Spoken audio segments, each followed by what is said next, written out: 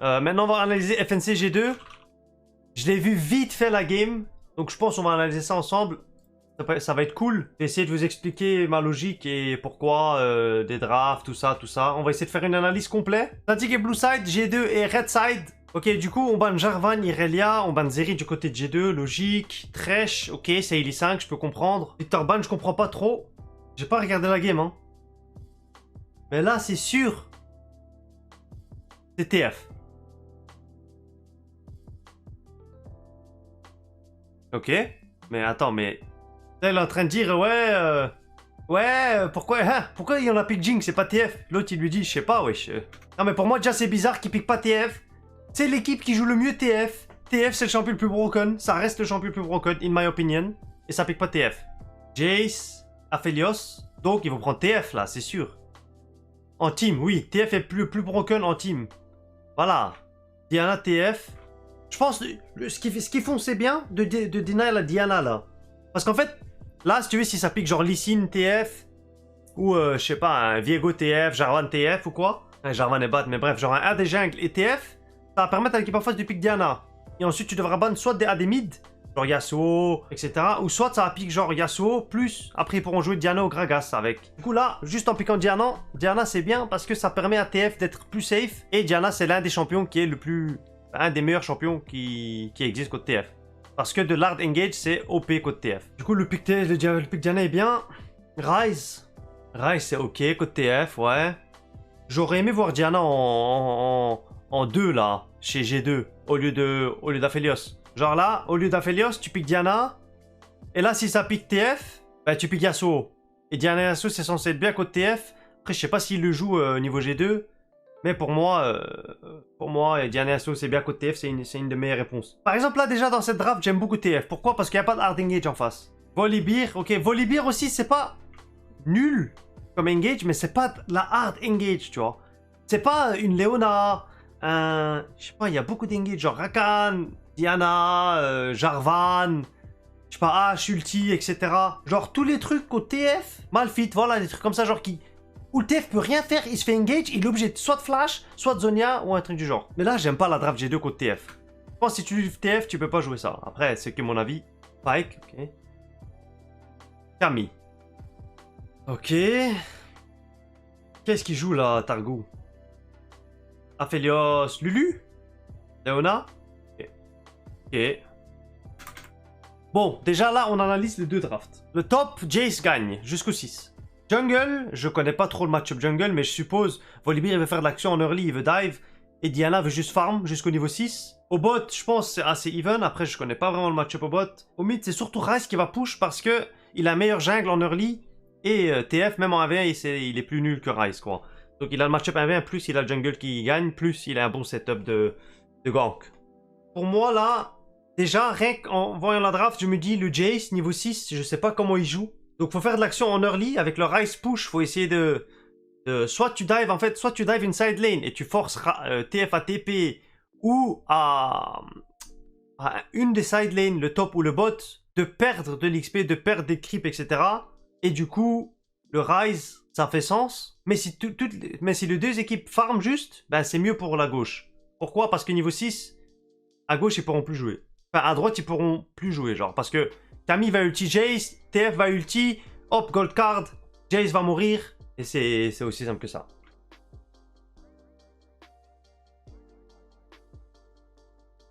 Et on place une ward défensif, on voit qu'il pose la ward. Du coup, là, je suppose avec le red trinket, on va clear la ward et donner le niveau 2 à TF sur la première wave. Quand tu prends une ward niveau 1 à 3, ça permet à ton mid, enfin, si le mid c'est une des 3 personnes, après la première wave, il passe niveau 2.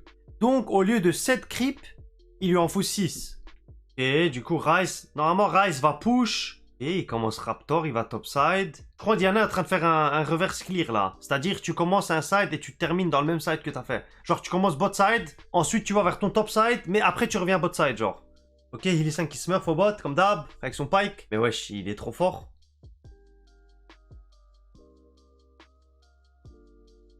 Là, Yankos fait 3 camps bot side into gank. Et ça, Fnatic ne le sait pas. Ils ont pas de ward.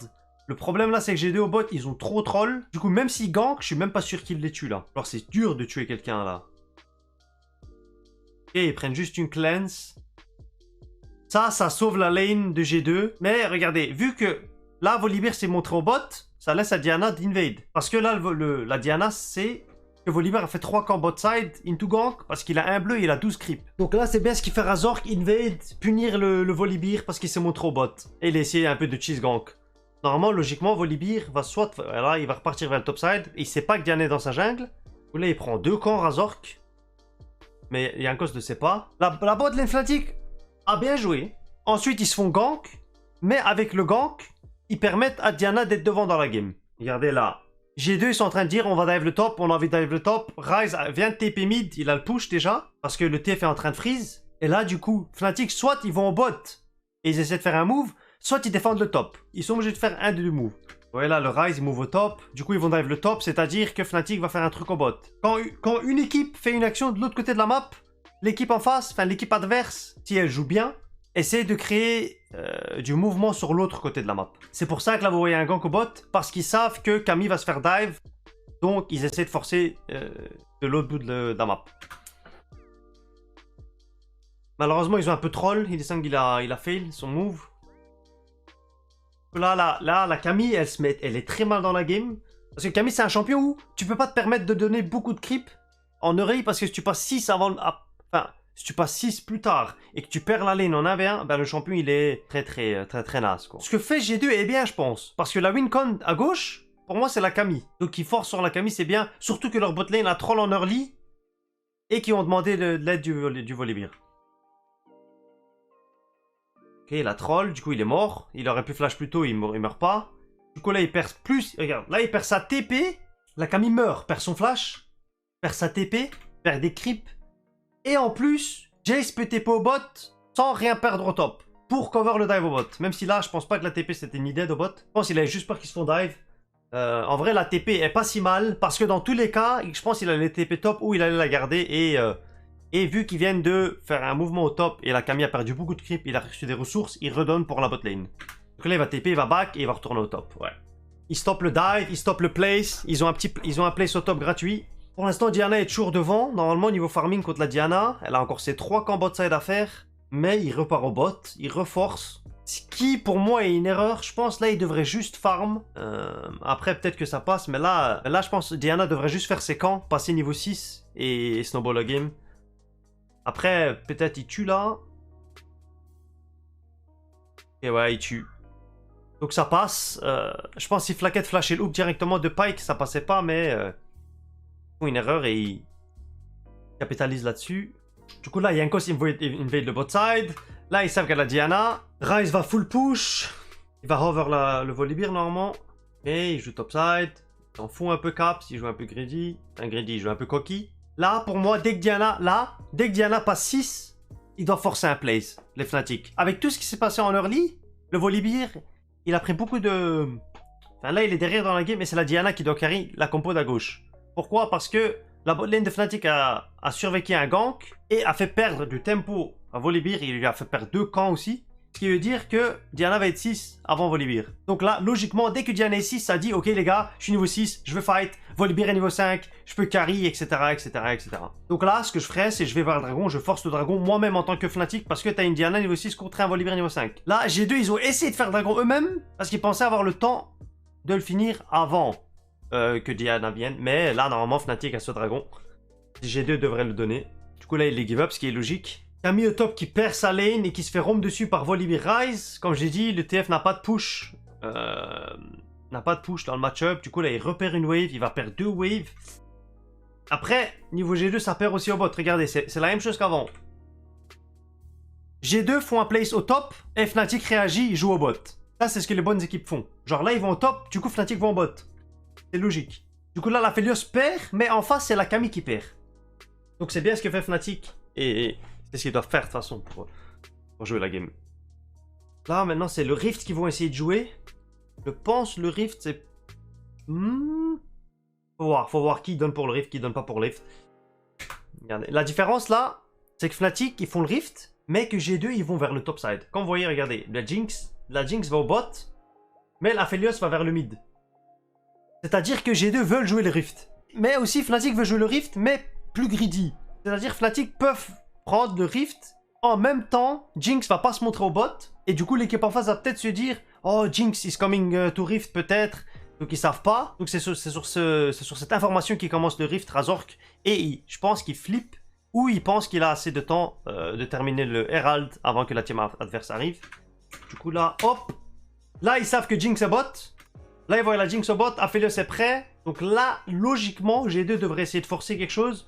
Parce que même si le fight, au début, il est perdant, il va être gagnant après. Pourquoi? Parce que t'as un Ryze qui arrive et c'est du 5 contre 4. Après, Razor, ce qu'il fait bien, c'est qu'il termine le Rift avant que l'équipe en face avant que l'équipe en face ait le temps de réagir. Du coup, là, il fait le Rift. Et là, G2 ont perdu le move de la Dekari au top. Genre, il a move au top. Tandis qu'en face, Jinx partait déjà vers le bot. Donc là, Jinx, elle peut push une wave, je crois, elle peut même prendre une plate. Tandis que la DC des G2, il va perdre des waves, quoi, en bot. Voyez au bot. Regardez la wave au bot. Jinx appuie push. Aphelios doit partir du Rift jusqu'au bot. Là, techniquement, Jinx pourrait move vers le mid. Ils pourront faire un place à 4 au top. Genre là, par exemple, moi je pense, un bon move, c'est que Hylissang aille vers le top là. Jinx passe mid. TF va vers le top. Vous faites un place au top en 4 contre 2, en 4v3. En même temps, tu as ton Rift et tu le mets là, enfin tu le mets sur la lane où tu peux récupérer le plus. Parce que tu sais qu'Aphelios doit aller bot dans tous les cas. Donc, dans tous les cas, t'auras un champion en plus sur la map. Après là, c'est que mon avis, bien sûr. Ils veulent juste lane peut-être. Et c'est après la game que je dis ça, donc voilà. In-game, tu réalises pas forcément. Logiquement, ils vont mettre le Rift soit au mid, soit au bot, je pense. Fnatic. Sauf s'il tue la Jace. Je pense qu'il est mort, lui. Il a pas de flash. Je sais pas pourquoi il s'avance comme ça. Il a pas de flash, pas de cleanse contre un TF qui est Ignite et sa team est trop loin pour l'aider. Normalement, là, TF porte juste là. Avec TF aussi, il y a un truc où si tu mets ton ulti là, bah, ça va te TP là. Genre si tu mets ton ulti vers le milieu, bah, si tu le mets là, bah, ça va te TP là. Du coup là, de où il est le TF, il peut TP juste derrière l'Aphelios et il est mort.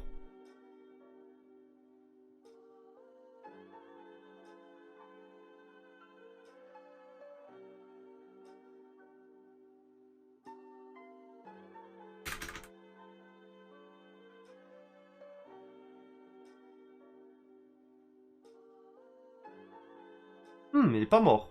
Et il a bien survécu, hein. Je sais pas comment il a survécu là. Hylissang, il avait pas l'ulti et Targa il a bloqué le hook. Donc c'est bien joué, je pense. Il a un peu hésité le TF. Je pense qu'il ulti directement. Genre là, il ulti instant, l'Aphelios est mort. Mais là, il hésite.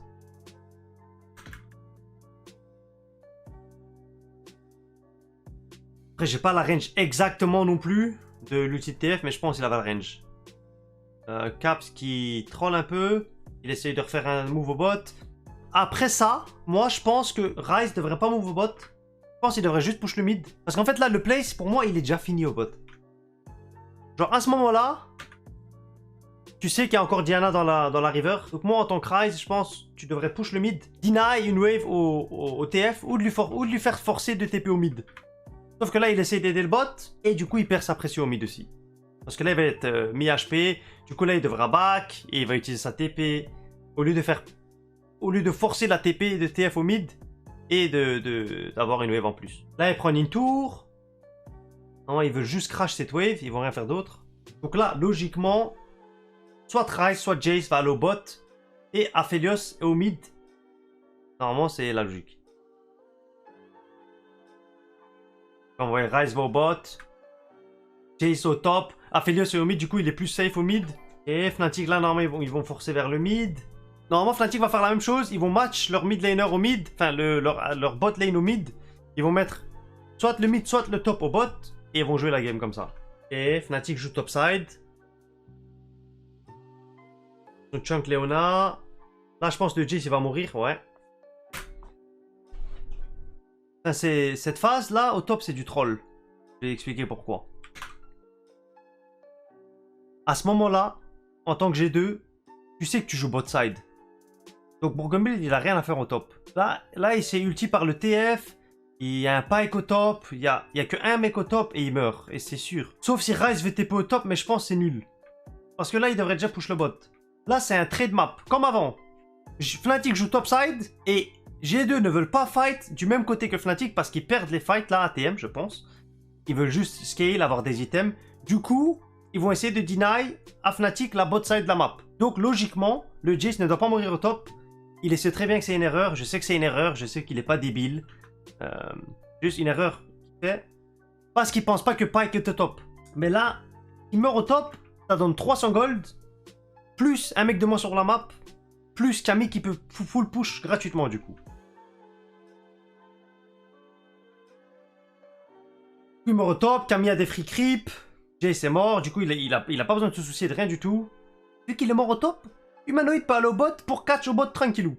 Mais s'il meurt pas au top et qu'il va au mid et qu'il joue vers le bot side à 4 et qu'il les a Aphelios mid, ben le TF ne peut pas catch cette wave gratuitement. Mais vu qu'il est mort au top et qu'il a lancé Fochenko mid, ben là Fnatic perd rien du tout sur la map. Là ils sont en train de prendre, si vous voulez, 3 waves sur la map, tandis que G2 en prennent que 2. C'est une bonne rotation de la part de Pseudo-Bot ici. Après, je pense Caps il troll un peu. Pourquoi? Parce qu'il sait que la Jinx va bot side là. Il sait qu'il y a Diana. Ok, il sait qu'il y a Camille top. Il sait qu'il y a Diana sur les Raptors. Mais il sait pas qu'il il sait pas il est au Pyke. Normalement, il l'a pas vu. Ouais, Pyke il est à la base depuis longtemps. Il est pas sur vision. Il vient de tuer le top.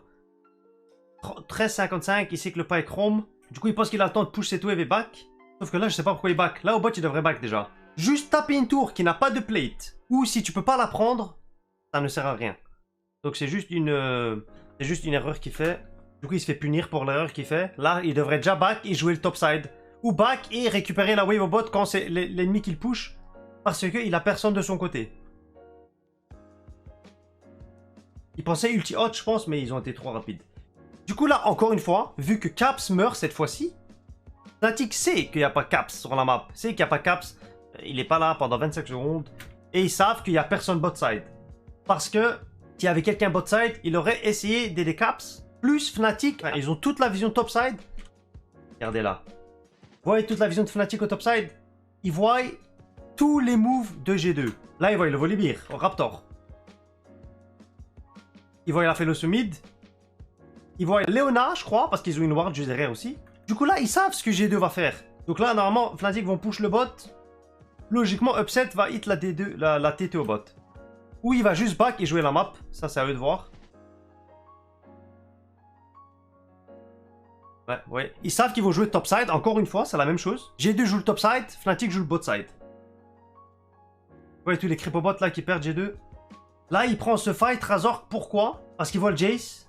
Ryze est mort. Il voit Leona au mid. Il y a une ward. Il y a une ward là où il y a Leona. Vous voyez la ward que Illy vient de mettre au mid. Il voit Leona au mid. Du coup, il sait que ce mec, il est tout seul. Sauf si Ryze veut TP. Donc c'est très bien qu'il joue très agressif comme ça. Il punit le mec en face. Normalement, le Jace est mort aussi. Ah, ils ont pas d'ulti Camille. Ok, là, il y a une TP. Ce qui veut dire que maintenant, en tant que Fnatic, logiquement, tu voudrais jouer sur la lane. Ah, mais ils ont pas de TP. Non, j'allais dire qu'ils devraient jouer sur la lane de Caps. Parce qu'il a pas de TP. Enfin, non, sur la wave de Broken Blade en tout cas. Parce qu'en mid-game, si vous voulez. Genre là, dites-vous, imaginez juste. Jace a une TP. Ryze n'a pas de TP. Logiquement, en mid-game, ce que tu fais, c'est que tu joues sur la wave de Jace. Tu joues du côté où Jace est. Si le Jace est top et que le Ryze est bot, ben tu joues vers le top. Pourquoi? Parce que le Ryze n'a plus de TP, donc il peut pas participer au place. Donc tu auras tout le temps un mec en plus. Mais là, vu que les deux, ils ont pas de TP, ils peuvent jouer comme ils veulent. Là, ils essaient de catch. Ok. Il y a quoi next? Next, c'est le dragon dans 1 minute 30. Il sang, regardez ce qu'il fait là. Mais vous vous rendez pas compte. C'est pour ça que ce mec, il est trop fort. Regardez juste ce qu'il fait là. Il cancel deux backs. Vous voyez ça? Il cancel 2 backs. Rien que ça, ça les fait gagner 8 secondes sur la map déjà. Plus ils prennent le rift du coup. Vu qu'ils ont cancel la base, maintenant ils savent qu'ils font le rift. Hop, ils ont pris le rift. Fnatic va jouer topside. Ils savent que le Jace n'a pas de TP normalement s'ils l'ont time. Vu que Illisang a sûrement dû dire ouais les gars j'ai cancel 2 backs. Donc ça veut dire ils sont plus lents sur la map.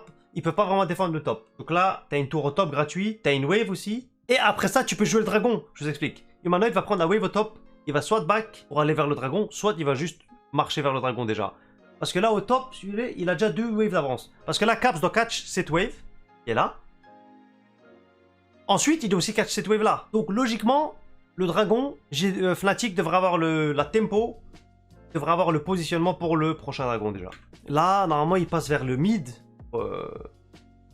pour fight le dragon. Bon, à ce moment-là, je peux pas trop analyser pour dire c'est quoi le meilleur plan Enfin, c'est quoi la meilleure position pour Fnatic ou pour G2 pour fight?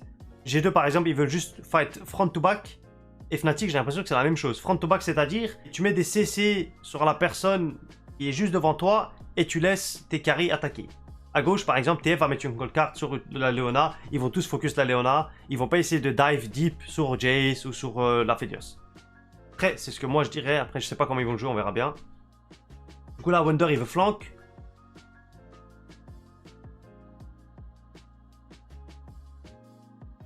Ok, là, Fnatic, ils vont laisser le dragon pour essayer d'avoir 2 tours au mid.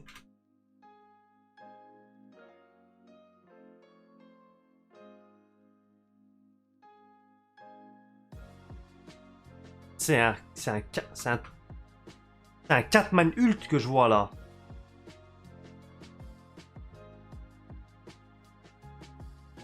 C'est du trolling ça, hein. Diana 4-man ult. Putain.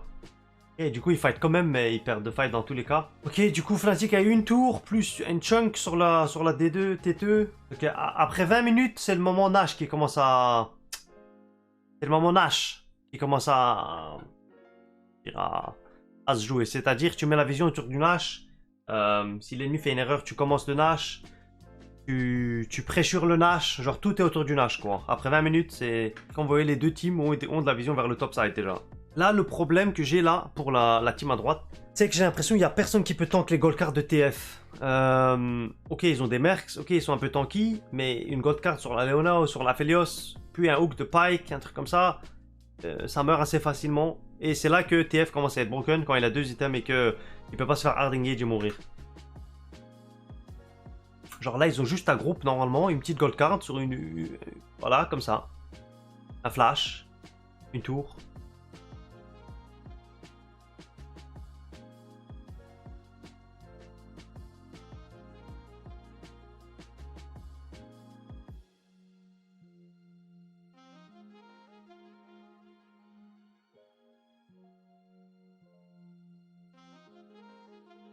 Là, c'est où ils perdent toute la game, parce que là, ils perdent le Nash, non, aussi?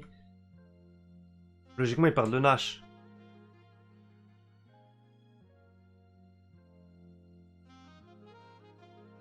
Et là t'as un mec en plus sur la map, côté G2. Alors là, t'as Illisan qui est mort, t'as Wonder qui est mort. Mais après, ce qu'ils font là, tout le monde meurt et ils prennent le Nash en face. Tandis que là, je pense qu'en vrai, G2 pourrait forcer le Nash, hein. Tu forces le Nash... T'essaies quelque chose, c'est du 3 contre 4. T'as des dégâts avec Ryze à Felios normalement. Mais au lieu de ça, c'est G2 qui troll un peu. Et du coup, ça donne le Nash à Fnatic. Là, il joue 3 lanes Fnatic. Et en fait, ça joue 3 lanes parce qu'il n'y a pas de risque de se faire catch. Genre, il n'y a pas trop de risque, tu vois. Et là, il termine la game, hein. Ouais. Ouais. Là, la game se termine et voilà. Hein. Donc je pense c'est juste ce qui s'est passé en early au bot, ça a mis une dynamique assez bizarre dans la game. Et bien sûr TF Open, hein, comme d'hab. Donc voilà, j'espère que vous avez aimé. Au revoir YouTube. Merci d'avoir regardé. Et abonnez-vous s'il vous plaît aussi.